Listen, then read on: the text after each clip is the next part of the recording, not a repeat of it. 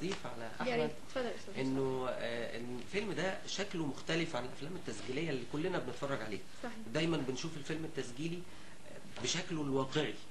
انما احمد الحقيقه عمل يعني صيغه دراميه عشان يخلي الناس يعني تتفرج على الفيلم من غير ما تزهق. انا شايف ان ده فيلم يعني ده شكل جديد من السينما التسجيليه ما كانش موجود وما زال لسه مش موجود. هو احمد بس اللي قدر ان هو يوجد ده، لانه هو بيتكلم عن انه كتب نص انما الفيلم التسجيلي ما بيعتمد، اللي احنا عارفينه ما بيعتمدش على الشكل ده من انتاجه، وممكن يبقى ممل بالنسبه لجيل الشباب تحديدا، مش هيقدروا ان هم يتفرجوا على الشكل التقليدي. تمام. لازم عشان يتفرج على الشكل التقليدي يبقى لازم يكون حاجه مبهره غريبه بتشده عشان يشوف ايه ده.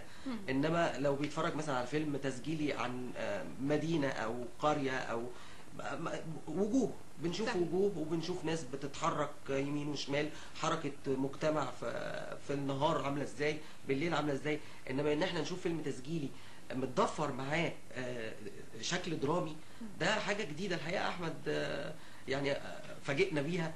وبعدين عايز اقول برضو ان الانتاج ما بخلش علينا في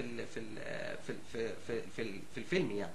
واحنا ما رحناش برضو صورنا على طول، احنا رحنا الاول قعدنا 3 أو 4 أيام تقريبا، لفينا المكان وشفنا ايه اللي هنحتاجه وايه، لانه برضو مش معقوله هنروح هناك وبعدين نقول لهم ابعتوا لنا كذا. ولازم برضو لما نروح هناك احنا بعيد 800 كيلو مثلا، فلو محتاجين شيء مش هيجي لنا يعني، لازم نكون رايحين دراسه كامله يعني. بالظبط.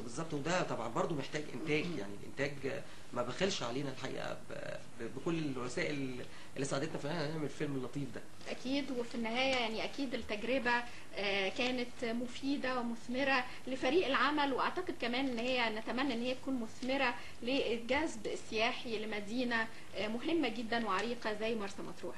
في النهايه بشكر المخرج احمد عبد العليم ومدير التصوير استاذ مصطفى عبد الله، وايضا الفنان الشاب شريف الخيام. شكرا لكم. مشاهدينا الكرام، بعد هذا الفاصل سهرة موسيقية مع الفنان الجزائري عبدو درياسة، فكونوا معنا.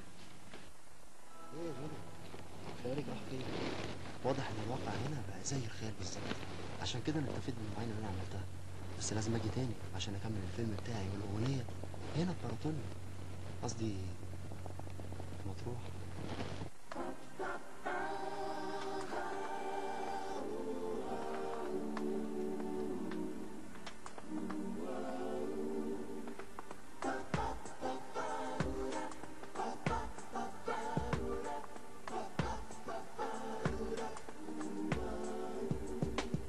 نفس المكان هنا من كام ألف سنة، في بطر عشرة أمير فرح وحب وضمان. ونفس المكان هنا حاربوا البشر هنا، وسابوا دموع وذكرى وتاريخ مكتوب لنا. مطرح يا أحلى البلاد، الشمس والأمنية والوحي والذكريات والناس الطيبة.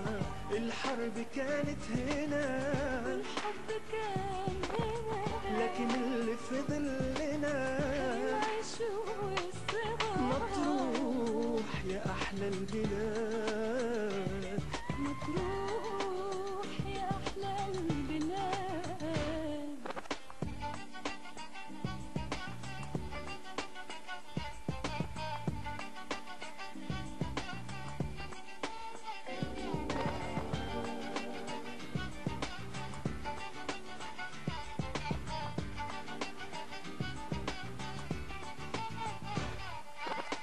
بنجيلك كل مرة ونسيب عالشط ذكرى، وبنحلم يجي بكرة وبنرجع للجمال.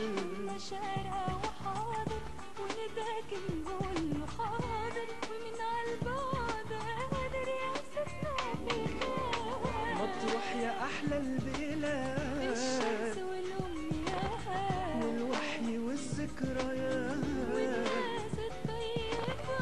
الحرب كانت هنا والحب كان هنا، لكن فضل لنا العشق والصبا. مطروح يا أحلى البلاد، مطروح يا أحلى البلاد.